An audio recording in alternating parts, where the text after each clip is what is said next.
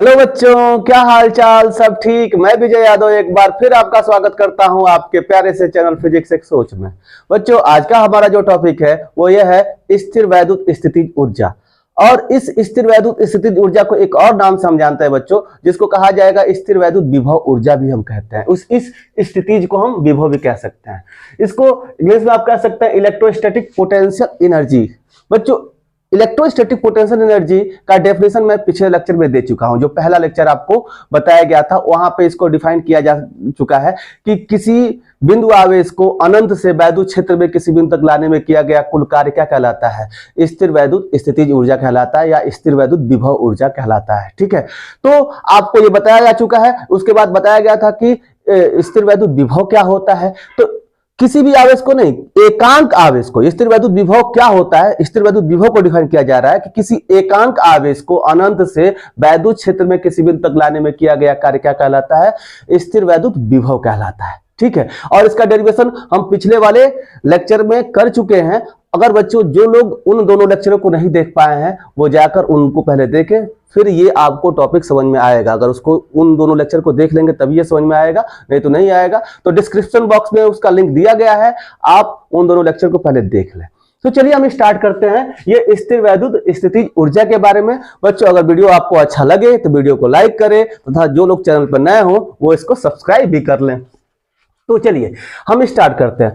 क्या कहा जा रहा है बच्चों कि किसी आवेश को, सपोज कीजिए कि ये एक क्यू चार्ज है और इसके चारों तरफ कोई एक वैद्युत क्षेत्र है और इसका एक कोई वैद्युत क्षेत्र है और ये जो क्यू नॉट आवेश है इसको यहां तक लाने में, मतलब इस चार्ज से सपोज कीजिए कि आर डिस्टेंस तक लाने में ये कोई पॉइंट ए है, ये जितना कार्य किया जा रहा है, ये जो डब्ल्यू कार्य किया जा रहा है, इसी को कहा जाएगा आपको, इसी को हम क्या कहते हैं? इसी कार्य को हम कहते हैं स्थिर वैद्युत स्थितिज ऊर्जा कहते हैं, इस डब्ल्यू कार्य को। ठीक है बच्चों, आपको ये बताया गया है कि स्थिर वैद्युत विभव क्या है, क्यू नॉट चार्ज को नहीं। अगर स्थिर वैद्युत विभव की केवल बात की जाए, ऊर्जा की बात ना की जाए, तो ये कहता है कि एकांक आवेश को इस अनंत से किसी एक बिंदु तक लाने में किया गया कार्य क्या कहलाता है? स्थिर वैद्युत विभव कहलाता है।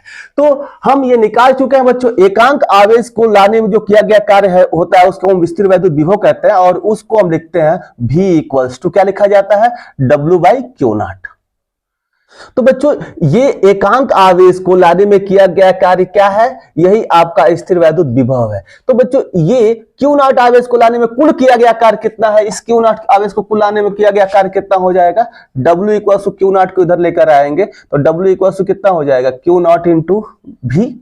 क्यू नॉट इंटू क्या हो जाएगा? V। और इसी W को क्या कहा जाएगा? इसी वर्कडन को, इसी कार्य को हम कहेंगे आपका स्थिर वैद्युत स्थितिज ऊर्जा। तो हम कहेंगे यही कार्य, मतलब क्यू नॉट आवेश को अनंत से किसी बिंदु ए तक लाने में किया गया क्या कहलाएगा? इसी को हम क्या कहेंगे? स्थिर वैद्युत विभव ऊर्जा कहेंगे। तो क्या इसको लिखा जाएगा? यही कार्य W स्थिर वैद्युत विभव ऊर्जा कहा जाएगा। स्थिर वैद्युत विभव ऊर्जा कहा जाएगा।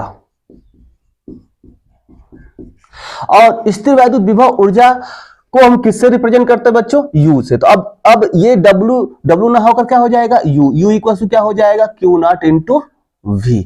और अभी इसके पिछले वाले लेक्चर में बच्चों हम V की वैल्यू निकाले हैं। तो V की वैल्यू क्या होती है? V इक्वल टू आपको पता है कि 1/4 पाई एप्सिलॉन नॉट Q/R होता है। ये कैसे? अगर कोई यहाँ पे Q चार्ज हो और यहां से इसका अगर हमें विभव पता करना है, स्थिर वैद्युत विभव पता करना है R डिस्टेंस पर, तो इस R डिस्टेंस पर इस Q चार्ज की वजह से जो स्थिर वैद्युत विभव होता है V इक्वल टू क्या होता है? 1/4 पाई एप्सिलॉन नॉट Q अपान में क्या होता है? R होता है। तो ये वैल्यू होती है V की। तो आप इस V की वैल्यू यहां पे पुट करेंगे तो आपको स्थिर वैद्युत विभव ऊर्जा मिल जाएगा। तो इसको अगर आप लिखें तो क्या हो जाएगा? अगर यहां पे Q not 1/4 pi epsilon not into क्या हो जाएगा? Q/R हो जाएगा। अब ये U इक्वल टू कितना हो जाएगा? फॉर्मूला इसको 1/4 पाई एप्सिलॉन नॉट को पहले लिख लीजिए। 1/4 पाई एप्सिलॉन नॉट ये पहले लिख लिया गया।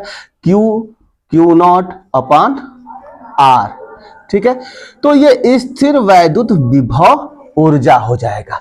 अब आप समझिए बच्चों कि इस क्यू नॉट चार्ज को यहां तक ला दिया गया, इस क्यू नॉट चार्ज को इससे कितने दूरी पर लाया गया है। अब ये क्यू नॉट चार्ज अनंत बना होगा, इस बिंदु ए पे है, यहाँ पे ये बिंदु ए है, तो क्यू नॉट चार्ज यहाँ पे आ गया है, और इन दोनों के बीच का डिस्टेंस कितना है, ये आर है।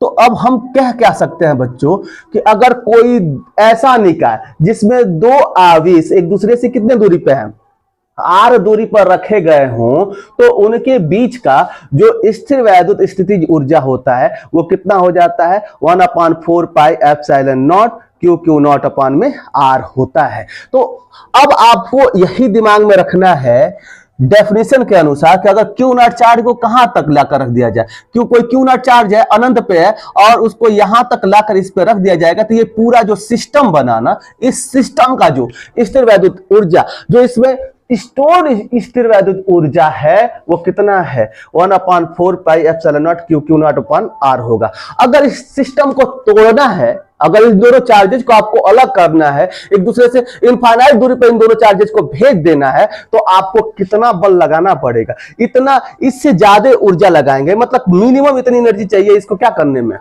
एक दूसरे से इनफाइनाइट दूरी पर अलग करने पे। तो मतलब इस सिस्टम की जो टोटल ऊर्जा होगी वो कितनी होगी, 1/4 pi epsilon not q q upon में आर हो जाएगा। तो ये तो फॉर्मूला होगा, पॉज करके लिख लीजिए, मैं समझा रहा हूं इस पे कैसे क्वेश्चन पूछे जाते हैं और कैसे आपको आंसर करना है।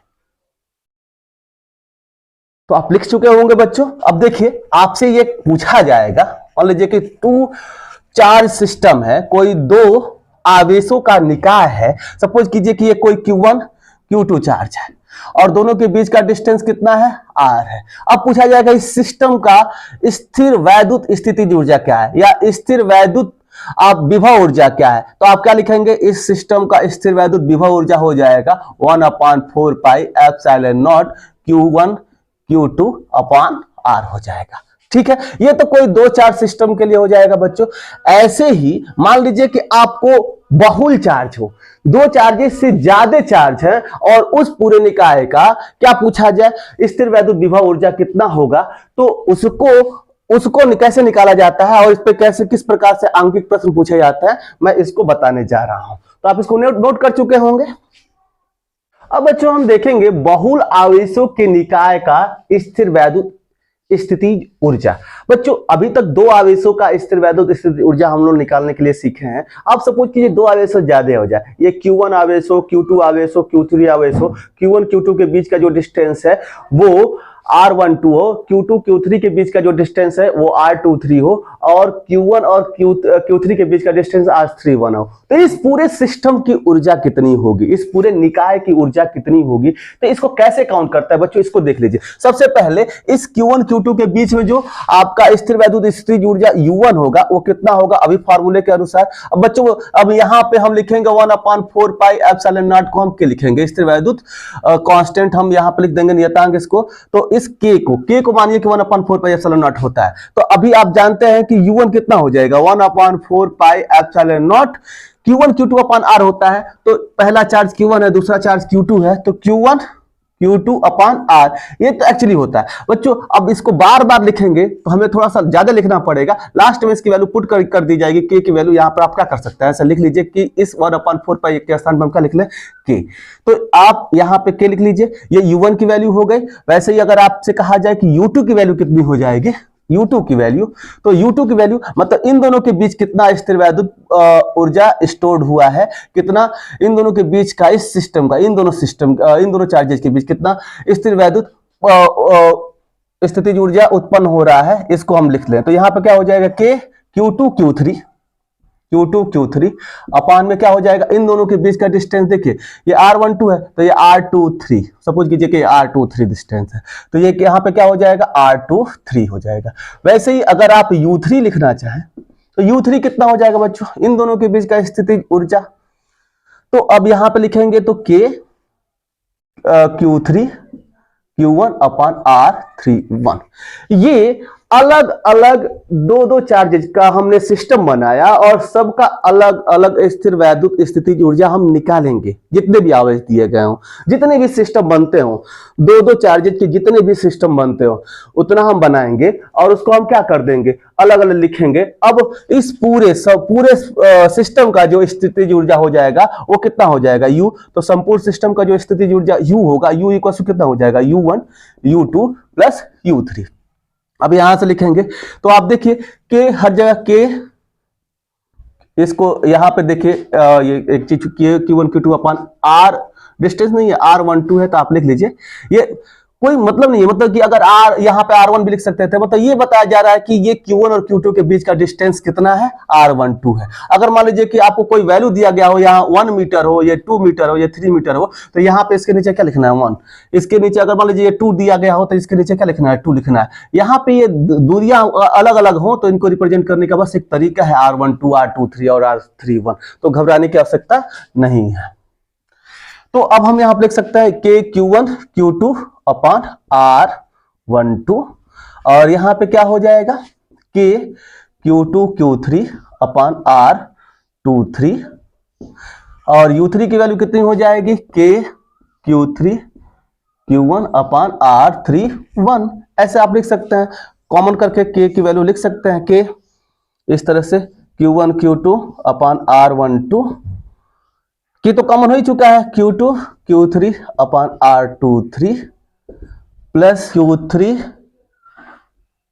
Q1 अपॉन R31 हो जाएगा। ठीक है, तो ये तो 3 चार्ज सिस्टम के लिए था। 3 चार्जेज का अगर एक निकाय हो तो इस तरह से आप स्थिर वैद्युत स्थितिज ऊर्जा को क्या कर सकते हैं, काउंट कर सकते हैं। ठीक है, अब बच्चों ऐसे ही 4 कोई सिस्टम हो या न कोई सिस्टम हो तो हम क्या लिख देंगे, ऐसे ही मान लीजिए कि और भी कुछ सिस्टम हो, Q4 Q5 भी हो जाएगा, तो उसमें क्या होता जाएगा, तो उसमें जितने भी 2 चार्जेज का निकाय बनता जाएगा, U4 हो जाएगा, U5 हो जाएगा, प्लस डॉट डॉट डॉट कितना हो जाएगा, U1 हो जाएगा। तो आप ऐसे ही आप क्या लिख सकते हैं, सपोज कीजिए कि अगर ऐसे ही बहुत सारे चार्जेज का ये निकाय है तो ये U1 लिख दिया जाएगा, के Qn Q1 अपॉन कितना हो जाएगा, Rn1 और यहां पे कॉमन हो जाएगा तो प्लस डॉट डॉट डॉट आप लिख सकते हैं, के Qn Q1 अपॉन Rn1। ठीक है, इस तरह से आप क्या कर सकते हैं, फाइंड आउट कर सकते हैं।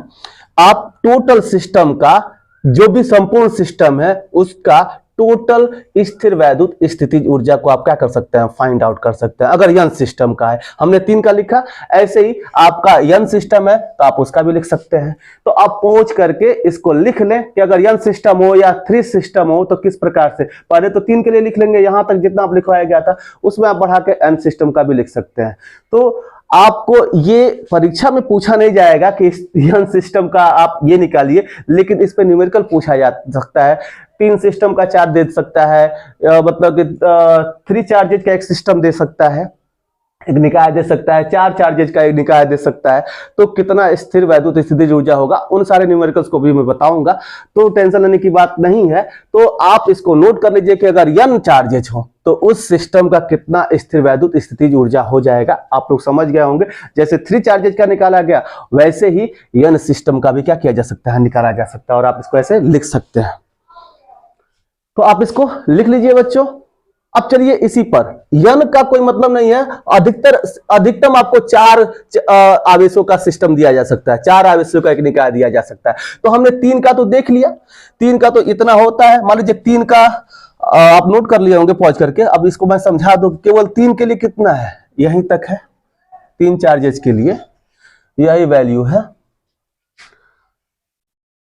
ठीक है, अब 4 चार्जेज का कोई सिस्टम दे दिया है, 3 चार्जेज के लिए बस ये 3 आपके पेयर्स बन रहे हैं, 3 जोड़े बन रहे हैं इस तरह से। लेकिन अगर 4 आवेशों का कोई सिस्टम दे दिया जाए बच्चों, तो ऐसा नहीं है कि उसमें 4 ही जोड़ा बनेगा, उससे भी ज्यादा जोड़ा बन सकता है, उससे भी ज्यादा पेयर्स बन सकते हैं। कैसे बनेंगे, एक 4 सिस्टम वाले आवेशों के लिए स्थितिज ऊर्जा कैसे निकालेंगे उसको आपको समझा दिया जाए।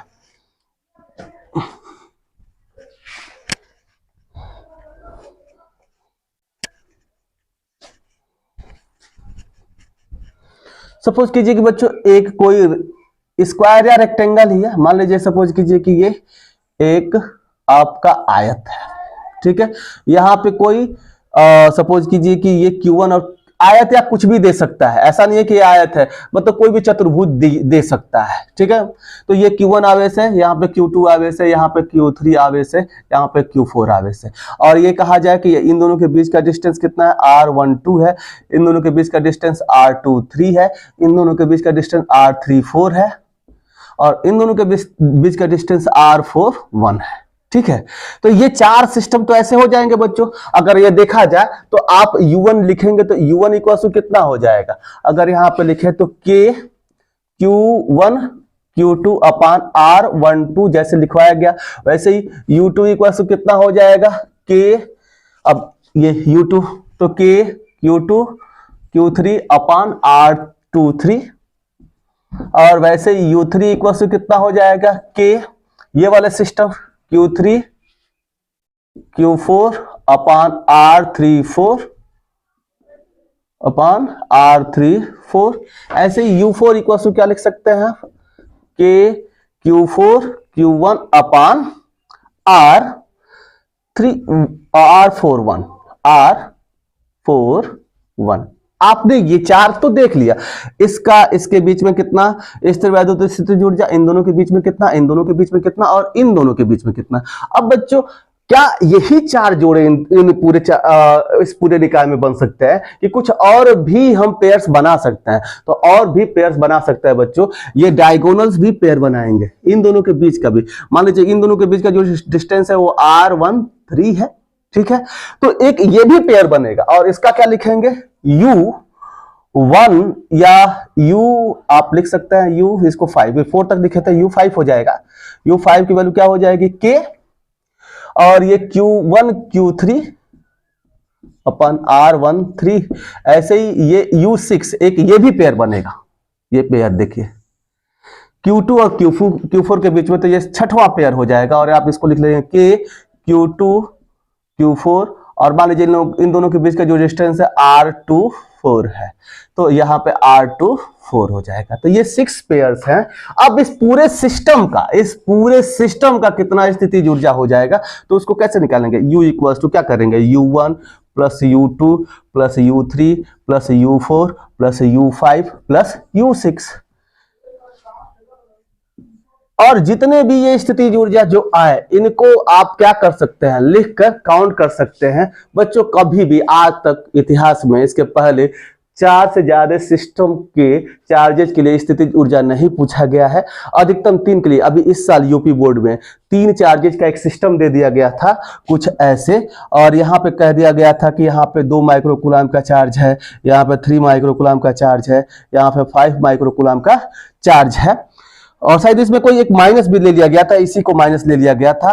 और आपसे ये पूछा जा रहा था कि बताइए कि इस सिस्टम की टोटल स्थितिज ऊर्जा कितनी है, इसको तोड़ने में कितनी ऊर्जा की आवश्यकता होगी। तो अगर मान लीजिए जैसा भी हो, माइनस प्लस हो, जो कुछ भी हो, आपको सबसे पहले ये आपको टोटल स्थितिज ऊर्जा निकालनी पड़ेगी, और ये बताना पड़ेगा कि जितना आएगा उससे ज्यादा एनर्जी लगेगी इस पूरे सिस्टम को क्या करने के लिए, तोड़ने के लिए। तो ये 3 चार्जेस का सिस्टम है, तो बहुत आसानी से इसमें 3 ही पेयर बनेंगे। अगर आप इसको निकालें तो U1 इक्वल टू, मान लीजिए इन दोनों के बीच का, सबके बीच का एक इक्विलेटरल ट्रायंगल है, तो सबके बीच का डिस्टेंस 1 मीटर है, तो आप U1 इक्वल टू निकाल सकते हैं। U1 की वैल्यू कितनी हो जाएगी, K Q1 Q2। और एक बात और ध्यान में रखनी है बच्चों, यहाँ पे जो जैसा आवेश है, नेगेटिव आवेश है तो नेगेटिव में लेना है, पॉजिटिव आवेश है तो पॉजिटिव में लेना है। ऐसा नहीं कि यहाँ पे केवल मैग्नीट्यूड लेना है, यहाँ पे आवेश अगर नेगेटिव है तो मल्टीप्लाई करते समय वो नेगेटिव चार्ज लिया जाएगा, नेगेटिव साइन लिया जाएगा। 2 माइक्रोकूलम का चार्ज है, तो यहाँ पे आप क्या लिख सकते हैं, -2। पहला चार्ज कितना है, -2 इंटू 10 टू द पावर -6, और ये कितना है 3 इंटू 10 टू द पावर -6 अपान में दोनों के बीच का डिस्टेंस 1 है, 1 लिख लेंगे। U2 को वैसे ही काउंट कर लेंगे, U2 कितना हो जाएगा K, और दोनों ये चार्ज कितने हैं, 3 into 10 to the power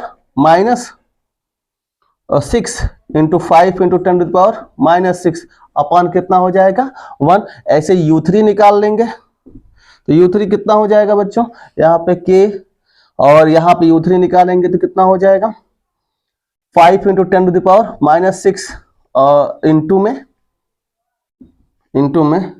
2 minus, फिर से यहाँ लगाएंगे, -2 into 10 to the power -6 upon क्या हो जाएगा 1। इस बच्चों इस पूरे सिस्टम की टोटल कितना इसका स्थिर वैद्युत स्थितिज ऊर्जा हो जाएगा, यहां से अगर लिखें तो ये U1 plus U2 plus U3 निकाल देंगे, तीनों को क्या कर देंगे, काउंट कर देंगे, ठीक है। और जो कुछ भी आए, अगर नेगेटिव में आए तो नेगेटिव में लिख देंगे, पॉजिटिव में आए तो पॉजिटिव में लिख देंगे, ठीक है। जितना भी ऊर्जा आएगा उतने ही ऊर्जा इसको चाहिए क्या करने के लिए, डिसोसिएट करने के लिए। वही आपका क्या होगा, आंसर होगा। कोई कहे कि इस पूरे सिस्टम को क्या करने के लिए, नष्ट करने के लिए, इन चार्जेज को एक दूसरे से अनंत दूरी पर ले जाने के लिए कितनी ऊर्जा की आवश्यकता पड़ेगी, तो जितना ये इनके पास इन पूरे सिस्टम की ऊर्जा होगी उतना ही तो ऊर्जा आपको चाहिए, अलग से कोई बाह्य ऊर्जा चाहिए इसको क्या करने के लिए, तोड़ने के लिए। तो यहाँ पे जो भी वैल्यू मिलेगा उतना ही ऊर्जा आपको चाहिए इसको क्या करने के लिए, डिसोसिएट करने के लिए। तो अगर आपको ऐसा कोई भी चार्ज का सिस्टम दिया जाएगा तो एक अभी न्यूमेरिकल वाला पार्ट में लेकर आऊंगा बच्चों, तो उसमें बहुत सारे ऐसे न्यूमेरिकल बताए जाएंगे, ट्रायंगल पे, क्वाड्रिलेटरल पे, हेक्सागन पे, क्या स्थिर वैद्युत स्थितिज ऊर्जा होता है, क्या विभव होता है, तो उन सारी चीजों को मैं आपको बताऊंगा। अभी ये केवल थियरी है, इसको आप क्या कर लें, नोट कर लें, और कैसे यहाँ पे स्थिर वैद्युत स्थितिज ऊर्जा को काउंट करना है आप उसको देख सकते हैं। तो चलिए अब हम पढ़ते हैं अगले टॉपिक को। अगले टॉपिक में हम पढ़ेंगे विभव प्रवणता। विभव प्रवणता क्या होता है बच्चों, विभव प्रवणता क्या होता है, आपका पोटेंशियल ग्रेडियंट क्या होता है, यहां से हम देख सकते हैं इसका जो परिभाषा होता है, वैद्युत क्षेत्र में विभव परिवर्तन तथा दूरी परिवर्तन का जो अनुपात होता है उसे हम कहते हैं विभव प्रवणता। अब ये क्या चीज होता है बच्चों कि किसी वैद्युत क्षेत्र में विभव परिवर्तन तथा दूरी परिवर्तन के अनुपात को हम क्या कहते हैं, विभव प्रवणता। विभव प्रवणता को हम लिख सकते हैं ऐसे, विभव प्रवणता बराबर विभव में परिवर्तन, विभव परिवर्तन का डेल्टा V लिखते हैं, और अपान में क्या हो जाएगा, ये डेल्टा X हो जाएगा। तो इसको हम कहते हैं विभव प्रवणता। सपोज कीजिए केवल अगर मैग्नीट्यूड लिया जाए बच्चों, तो यहां से यहां तक विभव में चेंजिंग वाला कि इस A पॉइंट पर जो विभव है कितना है, वो VA है, और इस B पॉइंट पर जो विभव है वो कितना है, VB है। तो विभव में परिवर्तन कितना हो जाएगा, VB माइनस VA, इसी को तो डेल्टा हम V कहेंगे। और यहाँ पे जो डिस्टेंस है, सपोज कीजिए कि ये पोजीशन x1 है और ये क्या है, x2 है, तो डेल्टा x बराबर कितना हो जाएगा बच्चों, यहाँ पे x2 माइनस x1 होगा। अभी तो ये डिस्टेंस हमने ऐसा लिया, अब जब इसका यूज करना होगा, इस कॉन्सेप्ट को किया जाएगा कि इलेक्ट्रिक फील्ड में इधर की तरफ अगर किसी आवेश को लेकर आते हैं तो ये माइनस डेल्टा x क्यों रखा जाता है, तो अभी आपको समझाया गया जब वैद्युत विभव आपको पढ़ाया गया था, तो बताया गया था कि जब इधर की तरफ लेकर आते हैं तो इस चार्ज और इस चार्ज की दूरी क्या होती है, घटती है, और जब दूरी घटेगी तो उसको किस में लिखा जाएगा, नेगेटिव में। और इधर से अगर दूर लेकर जाते तो दूरी को किस में लिखा जाता है बच्चों, पॉजिटिव में लिखा जाता। तो इधर से इधर लेकर आते हैं तो एक्चुअली इन दोनों के बीच का डिस्टेंस क्या हो रहा है, घट रहा है, इसलिए यहाँ पर माइनस साइन लगाया जाता है, ठीक है। तो ये है विभव प्रवणता। चलिए, तो विभव प्रवणता का ये फॉर्मूला हो गया। अब बच्चों हमें पढ़ना है विभव प्रवणता, विभव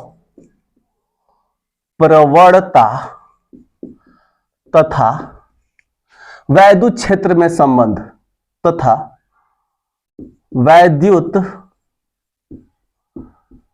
क्षेत्र की तीव्रता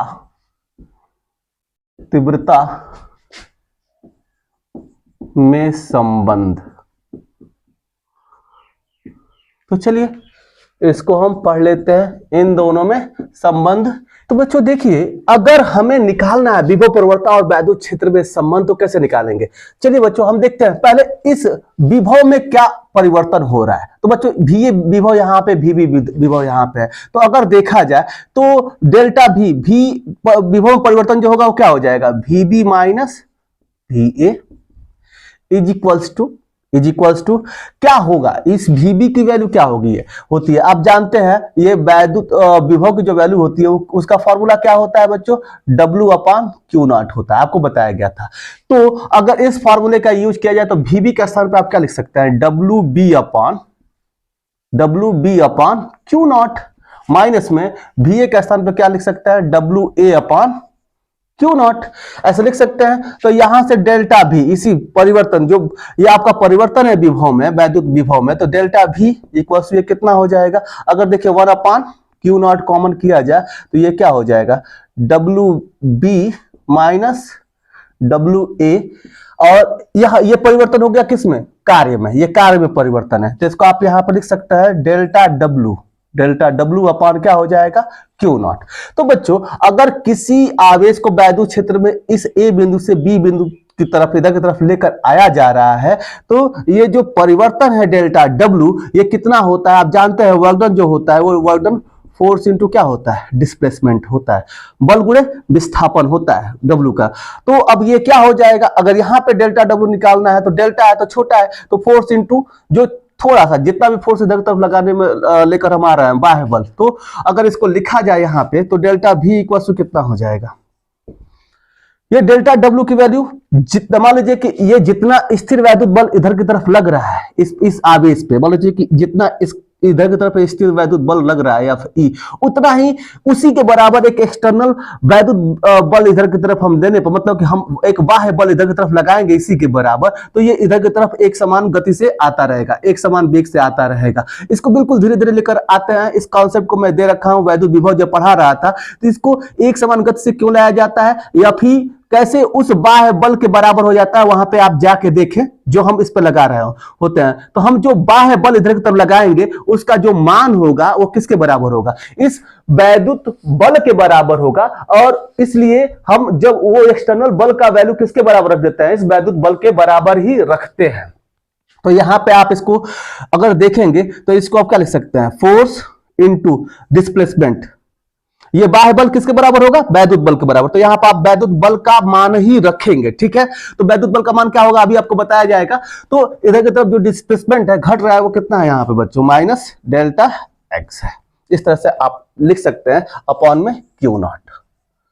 अब बच्चों आप जानते हैं यहां से कि ये जो वैद्युत बल होता है, वैद्युत बल, सबसे पहले इलेक्ट्रिक फील्ड, वैद्युत क्षेत्र की जो तीव्रता होती है वो वैद्युत बल बटे में क्या होता है, एकांक आवेश पर लगने वाले बल को हम क्या कहते हैं, वैद्युत क्षेत्र की तीव्रता कहते हैं। तो यही एकांक आवेश पर लगने वाला वैद्युत बल है। क्यू नॉट आवेश पर कितना लग रहा है, अगर एफ लग रहा है तो एकांक आवेश पर कितना लगेगा, एफ बाई क्यू नॉट। तो ये इलेक्ट्रिक फील्ड, ये संबंध आपको बताया गया है। अगर यहां से देखें तो फोर्स बराबर कितना हो जाएगा, ये बल बराबर क्या हो जाएगा, क्यू नॉट इंटू ई। अगर क्यू नॉट चार्ज है तो क्यू नॉट इंटू ई, अगर ये क्यू नॉट चार्ज है तो क्यू नॉट इंटू ई इस पे बल लग रहा होगा। अगर क्यू वन है तो क्यू वन इंटू ई, क्यू है तो क्यू इंटू ई, जितना भी है उतना आपको लिखना पड़ेगा। तो यहाँ पे क्या है, Q not into E into में डेल्टा माइनस में डेल्टा एक्स, अपान में बच्चों क्यू नॉट है ही है, तो क्यू नॉट से क्यू नॉट क्या हो जाएगा, कैंसिल आउट हो जाएगा। तो यहां पे जो आप देखें बच्चों कि इस आवेश की वजह से जो वैद्युत क्षेत्र की तीव्रता यहां पे जो प्रोड्यूस हो रही है वो ई किसके बराबर हो जाएगा। अगर केवल ई को लिखना है, केवल ई को हमें लिखना है, तो आप यहां पे देख सकते हैं कि ये ई बराबर क्या हो जाएगा, ये माइनस डेल्टा एक्स इधर आएगा, तो इसको क्या लिख सकते हैं, डेल्टा भी अपान में डेल्टा एक्स, और ये माइनस में है तो इसके पहले क्या लग जाएगा, माइनस हो जाएगा। तो वैद्युत क्षेत्र की तीव्रता और विभव प्रवणता में ये आपका क्या होता है, संबंध होता है बच्चों। इसको अगर ऐसे लिखे, पहले विभव प्रवणता को लिखना चाहे तो डेल्टा भी अपान डेल्टा एक्स किसके बराबर हो जाएगा, ये विभव प्रवणता किसके बराबर हो जाएगा, जो ये ऋणात्मक वैद्युत क्षेत्र की तीव्रता है उसके बराबर हो जाता है, ये जो आपका विभव प्रवणता है। तो ये रहा बच्चों विभव प्रवणता और वैद्युत क्षेत्र की तीव्रता में संबंध। इसका, इस टॉपिक का जो यूज है जब हम संधारित्र पढ़ेंगे बच्चों तो बहुत ज्यादा है। इस टॉपिक का जो यूज जब संधारित्र पढ़ाया जाएगा, जब आपको पोटेंशियोमीटर पढ़ाया जाएगा, उन टॉपिक्स पे इसका बहुत यूज है। तो इसको ध्यान से समझिएगा कि विभव प्रवणता क्या होता है, ठीक है। अगर केवल आपको मैग्नीट्यूड लिखना है तो इसको मॉड में भी, केवल इसका अगर मैग्नीट्यूड निकालना है तो इसको क्या कर दिया जाता है, मॉड में रख दिया जाता है, वहां पर इसका कौन सा साइन लिया जाता है, पॉजिटिव साइन लिया जाता है, ठीक है। तो बच्चों अगर कोई वैद्युत क्षेत्र है और उसमें किसी आवेश को हम इधर की तरफ लेकर आ रहे हैं, तो वहां पे जो आपका वैद्युत क्षेत्र की तीव्रता, मतलब कि वैद्युत क्षेत्र की जो तीव्रता है उसको मेजर किया जा सकता है। कैसे मेजर किया जा सकता है, जितना विभव में परिवर्तन हुआ वो अपान में क्या हो जाएगा, डेल्टा एक्स, और उसका जैसा भी जो साइन है वो साइन आपको क्या कर देंगे, लगा देंगे। अगर वैद्युत क्षेत्र की दिशा में चल रहा है, सपोज कीजिए बच्चों कि अगर हम वैद्युत क्षेत्र की ये है और हम किधर चल रहे हैं, इस बिंदु से इस बिंदु की तरफ चल रहे हैं, तो वैद्युत क्षेत्र की दिशा में चलेंगे। वैद्युत क्षेत्र, इसके वैद्युत क्षेत्र पॉजिटिव चार्ज है तो वैद्युत क्षेत्र की दिशा क्या होती है, इससे आउटवर्ड नॉर्मल की तरफ होती है, बाहर की तरफ निकलती है। तो अगर हम यहां से यहां तक चलते हैं तो इस केस में ये क्या आएगा, पॉजिटिव आएगा। और इसके अगर विपरीत दिशा में इधर की तरफ चलते हैं तो ये क्या आएगा, नेगेटिव आएगा, जो कि यहाँ पे आया हुआ आपको दिख रहा है। ठीक है, तो आप इसलिए कैसे नेगेटिव आया है, यहाँ पे कोई क्यू चार्ज है और ये भी पॉजिटिव चार्ज है और इसके तरफ हम आ रहे हैं तो यहाँ पे क्या हो जाएगा, नेगेटिव। अगर इसके अपोजिट डायरेक्शन में जा रहे होते, इधर से इधर गए होते, तो ये किस में लिया जाता, पॉजिटिव में लिया जाता। ठीक है, और इस केस में ये वैल्यू क्या हो जाती, पॉजिटिव हो जाती। तो अगर वैद्युत क्षेत्र की दिशा में हम चल रहे हैं तो विभव प्रवणता क्या होगा, पॉजिटिव। मान लीजिए कि आप मिल जाएगा, अगर अपोजिट डायरेक्शन में चल रहे हैं तो नेगेटिव होगा। इस कारण ये वैद्युत क्षेत्र के जो मान है उसको भी क्या कर देगा, नेगेटिव कर देगा। ठीक है, तो इस तरह से आप देख सकते हैं कि वैद्युत क्षेत्र की दिशा में जो विभव परिवर्तन होता है तथा जो दूरी में परिवर्तन होता है, इन दोनों का जो अनुपात होता है वो विभव प्रवणता कहलाता है। और इन दोनों में जो रिलेशन आया वो कुछ इस तरह से आया, E = minus delta V upon delta x। बच्चों इसको ठीक से तैयार कर लीजिए। और आज के वीडियो में बस इतना ही, मिलते हैं अगले वीडियो में। बच्चों अगर आपको ये वीडियो अच्छा लगा हो तो वीडियो को लाइक करें तथा जो लोग चैनल पर नए हो वो चैनल को सब्सक्राइब करें। आज के लिए